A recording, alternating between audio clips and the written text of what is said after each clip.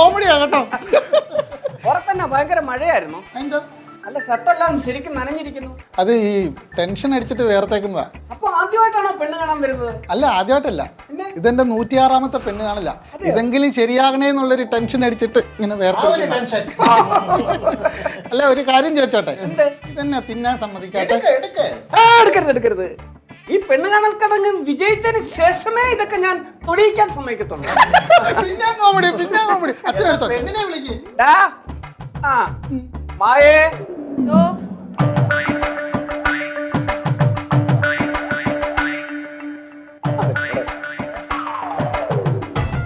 അച്ഛോ, ഇനി ഒന്നും സംസാരിക്കാൻ നിൽക്കണ്ട. കല്യാണം ഫിക്സ് ചെയ്തു. പെണ്ണിനെ എനിക്ക് ഇഷ്ടപ്പെട്ടു. എന്താ ഒരു രഹസ്യം? അല്ല, അവന് പെണ്ണിനെ ഇഷ്ടപ്പെട്ടെന്ന് പറയുകയായിരുന്നു. അയ്യോ, നെറ്റി പൊട്ട് കണ്ടില്ലേ? നെറ്റിപ്പൊട്ടം കിട്ടോ? ഇതെന്നെ ആനയോ? നെറ്റിപ്പൊട്ടമല്ല, നെറ്റി പൊട്ട് കണ്ടില്ലേ? ഇതെന്റെ ഭാര്യയാണ്.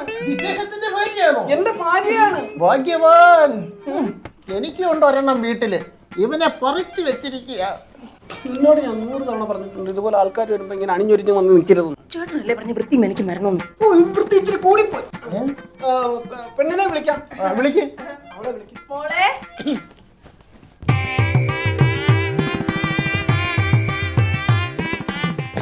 ഇതെന്നെ താടി വെച്ച മോള്. അയ്യോ ഇത് അയ്യോ, ഇത് മോളല്ല, ഇത് മോനാണ്. മോളുണ്ടാകുന്നതിന് മുമ്പ് ഇവനാണ് ഉണ്ടായത്. എനിക്ക് ഇവൻ ഉണ്ടായതിനു ശേഷം ഞാൻ ഉണ്ടാക്കിയതെല്ലാം എനിക്ക് നഷ്ടപ്പെട്ടു. എന്ത് പറ്റി? കുറെ ബാധ്യതകൾ ഉണ്ടാക്കി വെച്ചു, അത്ര തന്നെ. ഇവൻ എന്ത് ചെയ്യുന്നു? എന്ത് നാശം വേണേലും ചെയ്യും. എന്റെ 2 ഇഷ്ടിയക്കളം, 2 കൊപ്രാക്കളം എല്ലാം ഇവൻ ഉണ്ടായതിനു ശേഷം നശിച്ചു പോയത്. ഇപ്പൊ അമ്മ രാവിലെ ഹോർലിക്സ് കലക്കിയ പാല് കൊടുക്കും, അതും കുടിച്ചോണ്ടിരുന്ന് വീഡിയോ ഗെയിമാ, കണ്ടില്ലയോ? മോനകത്ത് പോക്കോടാ. കൊഞ്ചിച്ച് ഈ പരുവത്തിലാക്കി. നീ കൊച്ചിനെ വിളിച്ചേ. മോളെ,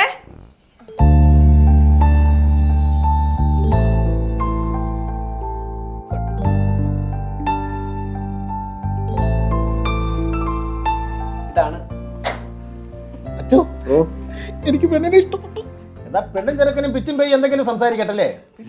അല്ല, പെണ്ണും ചെറുക്കനും എന്തെങ്കിലും കാര്യമായിട്ട് സംസാരിച്ചിരിക്കട്ടെ എന്ന്. അതെ, നമ്മളൊന്നും മാറി നിൽക്കാം. അല്ല, എന്താ ഒന്നും മിണ്ടാത്തെ? ഞാൻ മിണ്ടി ഇച്ചിരി കൂടി പോവും. അല്ല, ഞാൻ ഒത്തിരി സംസാരിക്കുന്ന കൂട്ടത്തിലാ. ചേട്ടൻ പറ. എന്താ കുട്ടിയുടെ പേര്? മഞ്ജു. എനിക്കിഷ്ടമായി. എന്താ പേരോ? ആളെ. എത്ര വരെ പഠിച്ചു? ഡിഗ്രി. പഠിക്കാൻ അവള് മഹാമണ്ടിയാണ്. അതുകൊണ്ട് 9ാം ക്ലാസ് വെച്ച് ഞാൻ പഠിപ്പങ്ങ് നിർത്തി. ചേട്ടനോ? എനിക്ക് MA വരെ പോകാൻ പറ്റുള്ളൂ. 5ാം ക്ലാസ്സിൽ വെച്ച് തന്നെ അവൻ പഠിത്തം നിർത്തി ബുക്കും പുസ്തകം എല്ലാം കൊടുത്ത് കിണറ്റിലിട്ട് സാറന്മാർക്കെതിരെ പ്രതിഷേധം നടത്തിയാനാ എന്റെ ഇറക്കാൻ. മുമ്പ് ആരെങ്കിലും പ്രേമിച്ചിട്ടുണ്ടോ?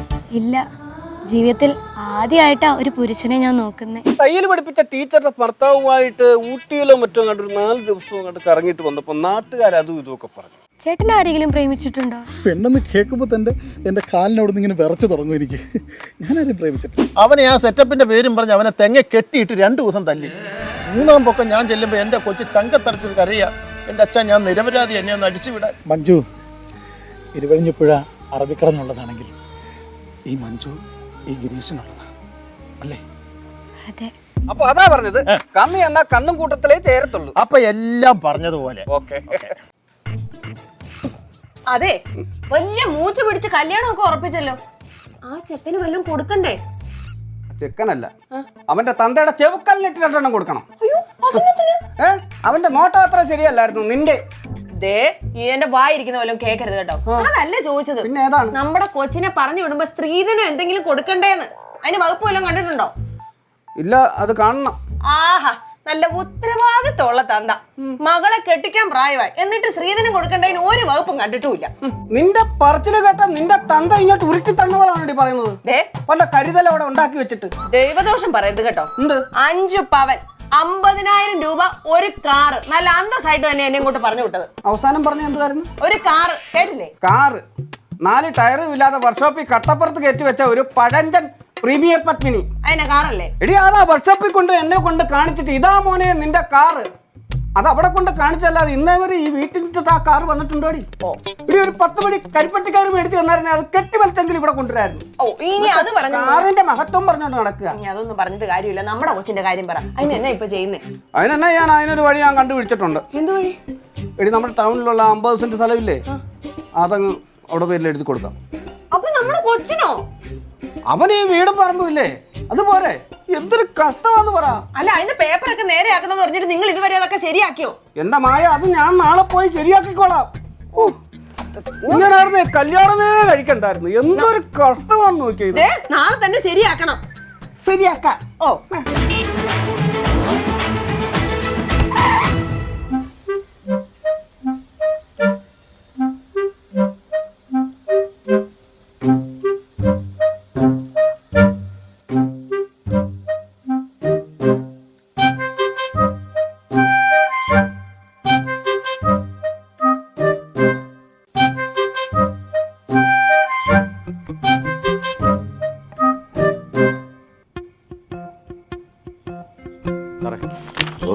എൻ്റെ ആ 15 സ്ഥലത്തിന്റെ കാര്യം, സ്ഥലത്തിന്റെ കാര്യം എന്തെങ്കിലും ഒരു 15 സെന്റ് സ്ഥലം, അതിന്റെ കാര്യമല്ലേ? പേപ്പേഴ്സ് വല്ലതും കൊണ്ടുണ്ടോ? പേപ്പറില്ല. പേപ്പറില്ല. പിന്നെ അങ്ങനെ പേപ്പറിൽ എങ്ങനെ ശരിയാക്കുന്നത്? അപ്പോട്ടെ തണ്ടപ്പേരുണ്ടോ? തന്തപ്പേര് ചെല്ലപ്പൻ. ചെല്ലപ്പൻ. അയ്യോ, തന്തയുടെ പേരല്ല, തണ്ടപ്പേര്. സ്ഥലത്തിനൊരു തണ്ടപ്പേരുണ്ട്, ഒരു തണ്ട നമ്പറുണ്ട്, അതുണ്ടോ? അതില്ല. ഇല്ല. ആ പോട്ടെ, കരഭൂമിയാണോ അതോ പാടമാണോ? ഏതാണ്? പാടവാ. അപ്പൊ കൃഷി ചെയ്യാനാ? അല്ല, വീട് വെക്കാനാ. പാടത്തിന് അതെങ്ങനെ വീട് വെക്കുന്നത്? നികത്തണ്ടേ? നികത്തി വീട് വെക്കാൻ. അയ്യോ, അത് കൃഷി ചെയ്യാനേ പറ്റൂ. മേഡം ഒന്ന് പറഞ്ഞു കൊടുക്ക്. താൻ ഇനി എല്ലാ പേപ്പറും ശരിയാക്കിക്കൊണ്ട് വന്നാലും ഇതിന് 1 ലക്ഷം രൂപയോളം രജിസ്ട്രേഷൻ ഫീസ് ആവും. 1 ലക്ഷം രൂപയോ എന്റെ ഈ സ്ഥലത്തിന് വേണ്ടിട്ടോ? എന്നാ പിന്നെ ഒരു കാര്യം ചെയ്യേ, നിങ്ങൾ തന്നെ അങ്ങ് എടുത്തോ. കേട്ടോ, നിങ്ങൾ തന്നെ അങ്ങ് എടുക്കോ. എന്നാ പോകല്ലേ? അതെ, സർക്കാർ ഓഫീസാ. അതുകൊണ്ട് ഇവിടെ വന്ന് ഇങ്ങനെ ചൂടായി പോകുന്നത് ശരിയല്ല. ബുദ്ധിമുട്ടാ സാറേ. ഞങ്ങൾ ശമ്പളം മേടിക്കുന്ന തന്നെ ഉദ്ധരിക്കാൻ വേണ്ടി തോന്നുന്നില്ല. പോടെ ഇറങ്ങി ഇറങ്ങാ.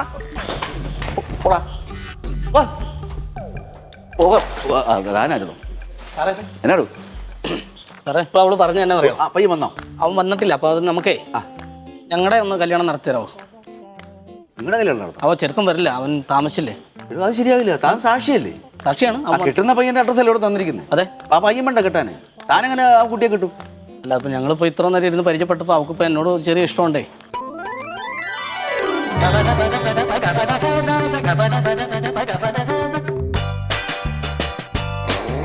അതുപോലെ ഒരു ഞങ്ങൾ എങ്ങനെ ആയിപ്പോയി. മേഡം ഇത് കേട്ടോ മേഡം, 12 വർഷമായിട്ട് ആ പയ്യൻ കെട്ടാൻ വന്ന പയ്യൻ ഈ പെണ്ണെ പ്രേമിക്കുക. ഈ 12 മണിക്ക് കണ്ടവനെ കെട്ടണമെന്ന് പറഞ്ഞ് വന്ന് നിൽക്കുക. ഇവൻ ആ താല്പര്യം കൂടുതൽ. എങ്ങനെ കിട്ടും? സാക്ഷി പോലും ഇല്ല, അതെങ്ങനെ കിട്ടും? എങ്ങനെ കെട്ടിക്കും? അപ്പൊ അവൻ വന്നിട്ടില്ല. വരാത്തോണ്ട് ഞങ്ങളൊന്ന് അങ്ങനെ നടക്കത്തില്ല. ഇവിടെ തന്നെക്കാളും മുമ്പ് കല്യാണം കഴിക്കാൻ വന്നിരിക്കുന്നവർ അവര്. സാറേ ഒന്ന് വന്നേ. അങ്ങനെ ഇരുന്ന് പ്രായമായതാണോ അവര്? അതല്ല, ഇവരുടെ മക്കളൊക്കെ അങ്ങ് ലണ്ടനിൽ കിടക്കും. അപ്പൊ ഇവര് കല്യാണം കഴിച്ച സമയത്ത് രജിസ്ട്രേഷൻ ഒന്നും ചെയ്തിട്ടില്ല. ഇപ്പൊ രജിസ്റ്റർ ചെയ്ത് മാര്യേജ് സർട്ടിഫിക്കറ്റിന് വേണ്ടി വന്നിരിക്കുക അവര്. മനസ്സിലായോ? സാർ പോയിരുന്നു. അവൻ വരട്ടെ, വന്ന് കെട്ടാൻ പോയി. ഇങ്ങനെ വരാതിരിക്കാൻ വേണ്ടി ഞങ്ങളുടെ കല്യാണം നടത്തി തരാൻ പറഞ്ഞത്. കിട്ടുന്ന പയ്യൻ വരട്ടെ, താൻ ഒടുങ്ങാൻ അവിടെ പോയി. അല്ല, നിങ്ങൾ രണ്ടുപേരും കൂടെ ഒന്ന് സാക്ഷിയായിട്ടൊന്നും നടത്തി തരാൻ പോലെ കല്യാണ കേസുണ്ട്, പെങ്കൊച്ചിന്റെ കേസുണ്ട്. ഇവൻ നല്ല ബുദ്ധിമാനാ കേട്ടോ.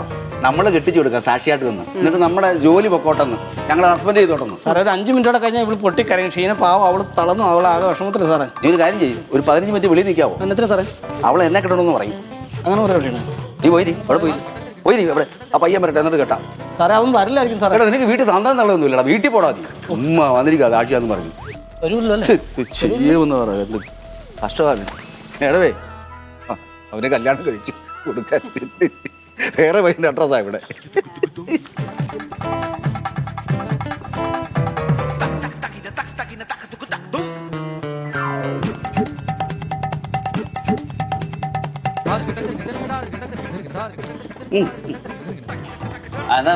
ഒരു രജിസ്ട്രേഷൻ ഉണ്ടായിരുന്നു സാർ. പേപ്പേഴ്സ് എല്ലാം ഓക്കെ ആണോ? വില്ലേജ് ഓഫീസിൽ നിന്നുള്ള പേപ്പേഴ്സ് എല്ലാം റെഡിയാണ്. റെഡിയുണ്ട്. എന്നാ എടുക്ക്, കാണട്ടെ.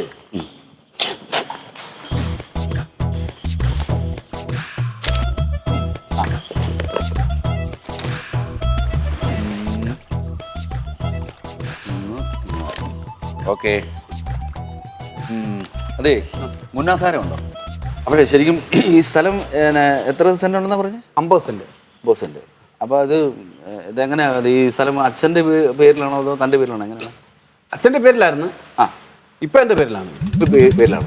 അപ്പൊ ഈ അച്ഛനും അമ്മയ്ക്കും എന്തെങ്കിലും പിന്നെ രജിസ്ട്രേഷൻ ചെയ്തതിന്റെ വല്ല അങ്ങനെ എന്തെങ്കിലും ഉണ്ടോ? കല്യാണം കഴിച്ചതിന്റെ രജിസ്ട്രേഷൻ ഇല്ല. അതല്ല, നിങ്ങളുടെ അച്ഛൻ നിങ്ങൾക്ക് വസ്തു എഴുതി തന്നല്ലോ. തന്നു. അത് എഴുതി തന്ന എങ്ങനെയാ എന്നുള്ളതിന്റെ ഒന്ന് വിശദീകരണം തരാമെന്ന് ചോദിച്ചു. അച്ഛൻ എഴുതി തല്ലുതല്ലായിരുന്നു, ഞാൻ എഴുതി മേടിക്കുമായിരുന്നു. മനസ്സിലായില്ല. പുള്ളി എന്ത് ഞാൻ പറഞ്ഞിട്ടും പുള്ളി എനിക്ക് വസ്തു എഴുതി തന്നില്ല. അവസാനം കൈ പിടിച്ച് തിരിച്ചിട്ട് ഞാൻ പിന്നെ മഷിക്കകത്ത് മുക്കി ഇങ്ങനെ ഉപ്പിട്ട് മേടിക്കുകയായിരുന്നു. സമ്മതത്തോടു കൂടി തന്നല്ല. ഇവിടെ കുറേ നാൾ പുറകെ നടന്ന തന്നില്ലെന്ന്. മേടേ, പുള്ളിയുടെ അച്ഛന്റെ വസ്തുവേ സമ്മതത്തോടു കൂടി കൊടുത്തതല്ല, കൈ പിടിച്ച് തിരിച്ച് ഒപ്പിടിച്ചെന്നാ പറയുന്നത്. പിരിച്ചടിച്ച് മേടിച്ചാ നന്നായിട്ടുണ്ട്. മേടിച്ചെടുക്കണ്ടേ സാർ, അതുകൊണ്ടാ. അതല്ലേ ചോദിച്ചേ, തൻ്റെ അച്ഛൻ്റെ അമ്മയുടെയും വിവാഹം കഴിഞ്ഞിട്ട് വല്ല എവിഡൻസ് അല്ലെ രജിസ്ട്രേഷൻ അങ്ങനെ വല്ല സംഭവം ഉണ്ടോ? അങ്ങനെ വിവാഹം നടന്നിട്ടില്ലല്ലോ. അങ്ങനെ ഒരു വിവാഹമേ നടന്നിട്ടില്ല. ഇല്ല. അച്ഛൻ അമ്മയുടെ വീട്ടിൽ രാത്രി കാലങ്ങളിൽ പാത്ത് ചെല്ലുമായിരുന്നു, ഒളിച്ചും പാത്തും ഒക്കെ ചെല്ലുമായിരുന്നു. അങ്ങനെ അവിടുത്തെ കുറെ ചെറുപ്പക്കാർ ഇത് വാച്ച് ചെയ്തിരുന്നു. ഇനി നീ ഇരുട്ടിന്റെ മറവിൽ വരണ്ടടാ എന്നും പറഞ്ഞ് അമ്മയെ പിടിച്ചങ്ങ് ഏൽപ്പിച്ച് തലയ്ക്ക് 2 തട്ടും തട്ടി പറഞ്ഞു വിട്ട് അങ്ങനെ നടന്നുള്ളൂ. അതിനൊക്കെ ഇവിടുന്ന് രജിസ്ട്രേഷൻ കിട്ടാനാണ്. താൻ കണ്ടായിരുന്നു തൻ്റെ അച്ഛൻ്റെ തലക്കെട്ട് തട്ടുന്നത്? ഇല്ല, അത് നാട്ടുകാർ പറഞ്ഞ. അപ്പൊ ഇത് വസ്തു ഇപ്പൊ ആർക്ക് കൊടുക്കാനാ? വിൽക്കാനാ? അല്ലല്ല, മോക്ക് സ്ത്രീധനമായിട്ട് അവിടെ പേരിൽ എഴുതി കൊടുക്കണം. മോൾക്ക് സ്ത്രീധനമായിട്ട് കൊടുക്കാൻ രജിസ്റ്റർ ചെയ്യാൻ വേണ്ടിട്ടാണ്. അപ്പൊ മാഡം ഇതൊന്ന് കൈകാര്യം ചെയ്ത് കൊടുത്തത് മോളുടെ പേരിലേ വസ്തു കൈമാറാൻ വേണ്ടിട്ടാ. എന്താ വസ്തു എവിടെ കിടക്കുന്ന പറഞ്ഞേ? നമ്മുടെ ടൗണിൽ തന്നെയാ മാഡം. ഡൽഹി ഓഫീസ് ഇല്ലേ, അതിന് നേരെ പടിഞ്ഞാറപ്പുറം 50 സെന്റ് സ്ഥലം. ഫ്രണ്ടേജ് MC റോഡ് ഫ്രണ്ടേജ് ഉള്ള സ്ഥലം. അപ്പൊ വില കിട്ടുന്ന ഏരിയ അല്ലേ? ആ. അപ്പൊ അതായത് ഈ ഭാഗാധാര പ്രകാരം കുടുംബസ്വത്ത് രജിസ്റ്റർ ചെയ്യുന്നതിന് വസ്തു വിലയുടെ 3% നമ്മൾ രജിസ്ട്രേഷൻ ഫീസ് അടയ്ക്കണം. അതടയ്ക്കാൻ കുഴപ്പമില്ല. അപ്പൊ ഇത് ഏതാണ്ട് എത്ര 50 സെന്റ്. അപ്പൊ ഒരു 3 ലക്ഷം രൂപയോളം ഫീസ് അടയ്ക്കണം. 3 ലക്ഷോ? മാഡം വിൽക്കാനല്ല, മോക്ക് സ്ത്രീധനമായിട്ട് എഴുതി കൊടുക്കാനാണ്. നിയമമൊക്കെ മാറി തറിഞ്ഞില്ലേ? ബഡ്ജറ്റിലൊക്കെ ഉണ്ടായിരുന്നല്ലോ. രജിസ്ട്രേഷൻ ഫീസ് കൂടി.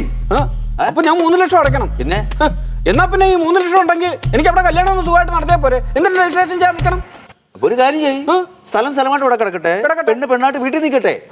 ആയിക്കോട്ടെ. നിങ്ങൾക്ക് ഇതിൽ കൂടുതൽ ഒന്നും ചെയ്യാൻ പറ്റില്ല. ഞങ്ങൾക്ക് എന്ത് ചെയ്യും? ഫീസ് കുറയ്ക്കാൻ പറ്റില്ല, ഗവൺമെന്റിന്റെ ഉത്തരവാണ്. ആ പേപ്പർ എടുത്തേ. എന്റെ സർട്ടിഫിക്കറ്റ് അല്ലെങ്കിൽ എടുത്തേ, ഞാൻ വേറെ വഴി ഉണ്ടോ നോക്കട്ടെ. കുറച്ച് കഷ്ടമായിട്ട് പാവങ്ങളെ പിഴിയുമായിട്ടാണ് നിങ്ങൾ പാവങ്ങളെ. എന്താണോ പറയുന്നത്? സർക്കാർ എന്തോട് ഞങ്ങളുടെ രജിസ്ട്രേഷനെ ഒന്ന് സാക്ഷിയായിട്ട് ഒപ്പിടാവോ? എന്തോ എന്റെ രജിസ്ട്രേഷൻ? രജിസ്ട്രേഷൻ. കല്യാണം ഞാൻ ഒരു കല്യാണം കഴിച്ചെന്നെ ഞാൻ ഈ അനുഭവിക്കുന്നത്. മാറിക്കണം, കല്യാണം ഉണ്ടാക്കാൻ വന്നേക്കുന്നു. അവിടെ പോയി പയ്യൻ വരട്ടെ, കല്യാണം കഴിക്കട്ടെ. നല്ല ലക്ഷണമില്ലാന്ന് ഇതിപ്പോ ഈ പെങ്കൊച്ചിരുന്ന് കറിയോ, അതിന് മുമ്പ് ഞാൻ നടത്തി തരാവോ? സാക്ഷിയില്ല, നടക്കത്തില്ല. താ അവിടെ അങ്ങോട്ട് പോയി. നടക്കത്തില്ല. ഇല്ല, എന്നാ ചെയ്യുമെന്ന് പറഞ്ഞു. കല്യാണം കഴിക്കാൻ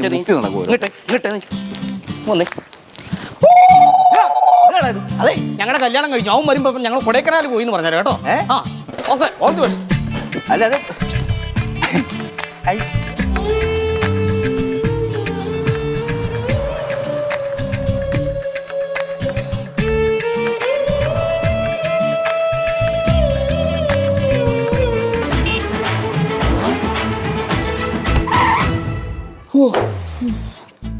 എടി മായേ, ഓ ഇങ്ങോട്ട് വന്നേടി. ഇത്ര പെട്ടെന്ന് എത്തിയോ? കുറച്ച് വെള്ളം എടുത്ത്. അയ്യോ, എന്നാ പറ്റി? ഒന്നും പറയണ്ട, നീ എന്നാ പറ്റാനാ? എന്നെ മുഖം വല്ലാതിരിക്കുന്നേ, പോയിട്ടൊന്നും നടന്നില്ലേ? വില്ലേജ് ഓഫീസിൽ പോയി എല്ലാ പേപ്പേഴ്സ് എല്ലാം ക്ലിയർ ചെയ്തു. പക്ഷേ വസ്തുവിന്റെ രജിസ്ട്രേഷൻ നടന്നില്ല. അതെന്താ?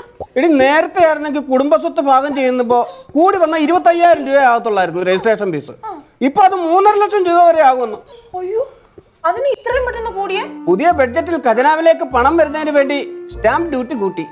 ഈശ്വര, എന്നാലും പാവപ്പെട്ടവരുടെ വയറ്റ് തടിച്ചിട്ട് വേണ്ടായിരുന്നു. ഞാൻ നിങ്ങളോട് പണ്ടേ പറഞ്ഞതല്ലേ ഇത് ശരിയാക്കാൻ. ഇത്രയും വെച്ച് താമസിപ്പിച്ചിട്ടല്ലേ ഇതിപ്പോ. എന്തോ ചെയ്യുന്നേ? ഇപ്പൊ കുറ്റം പറഞ്ഞിട്ട് കാര്യമുണ്ടോ? ഇതിപ്പോ ഇടിവെട്ടി വല്ല തലേ പാമ്പ് കടിച്ചെന്ന് പറഞ്ഞ പോലെ ആയിപ്പോയി. കല്യാണത്തിന് ഞാൻ ഇനി എന്താ ചെയ്യും? അതെ, ഇനി ഈ കല്യാണം നടക്കാൻ ഞാൻ നോക്കിയിട്ട് ഒറ്റ വഴിയേ ഉള്ളൂ. എന്തോന്ന്? അത് കൊള്ളാം. നിങ്ങൾ ഒന്നും പറയണ്ട. നിങ്ങൾ എന്നാ പറയാനാ? എന്റെ കടപ്പാടം പോകുന്ന കാര്യമാണ് നിങ്ങൾ സംസാരിക്കുന്നത്. നിങ്ങൾ ഇത്ര അളിഞ്ഞ ആൾക്കാരാന്ന് എനിക്കറിയത്തില്ലായിരുന്നു. നിങ്ങൾ അളിഞ്ഞ ആൾക്കാരാന്ന് എനിക്കറിയായിരുന്നു. പക്ഷെ നിങ്ങൾ ഇത്രയും അളിഞ്ഞ ആൾക്കാരാന്ന് ഞങ്ങൾക്ക് ഞങ്ങളുടെ മോളുടെ പേരിലുള്ള 50 സെന്റ് സ്ഥലം ഞങ്ങൾ നിങ്ങൾക്ക് തരുമോ? നിങ്ങൾ ആധാരം ചെയ്ത് എടുത്തോന്നേ. നിങ്ങളുടെ മോടെ കല്യാണം നടത്താൻ വേണ്ടിട്ട് നിങ്ങളുടെ പേര് കിടക്കുന്ന 50 സെന്റ് സ്ഥലം എന്റെ മോന്റെ പേര് രജിസ്റ്റർ ചെയ്യാൻ വേണ്ടിട്ട് എന്റെ കടപ്പാടം വെക്കേണ്ടി വരത്തില്ലേ? അപ്പൊ ഞാൻ വഴിയാകാരാകത്തില്ലേ? അല്ല ചേട്ടാ, ഒരു പാല് വിട്ടാ അങ്ങോട്ടും ഒരു പാല് അങ്ങനെയായിട്ട് അങ്ങോട്ടും ഇങ്ങോട്ടൊന്നുമില്ല. എന്റെ കിടപ്പാടം കാര്യം നിങ്ങൾ സംസാരിക്കണം. മനസാക്ഷിയൊക്കെ അങ്ങനെ മനസാക്ഷി എന്ന് പറഞ്ഞാൽ എന്റെ കിടപ്പാടം കളഞ്ഞിട്ടാണ് നിങ്ങൾ മനസാക്ഷി പറയുന്നത്. അങ്ങനെ സംസാരിക്കുന്നത്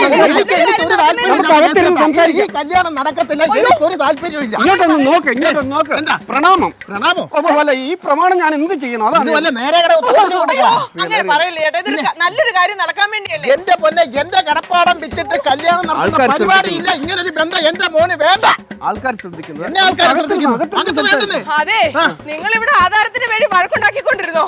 അവിടെ ഒരു ചെലവും ഇല്ലാതെ 10 പൈസ ഇല്ലാതെ അവിടെ രജിസ്ട്രേഷൻ നടക്കും മിക്കവാറും. ഇപ്പൊ നിങ്ങളുടെയും കടപ്പാടം പോയില്ല, എന്റെയും കടപ്പാടം പോയില്ല. അവർക്കൊരു ജീവിതമായല്ലോ.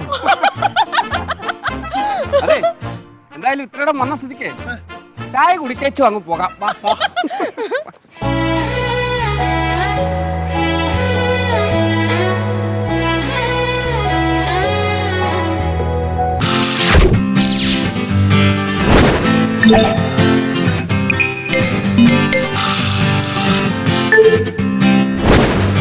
Yeah.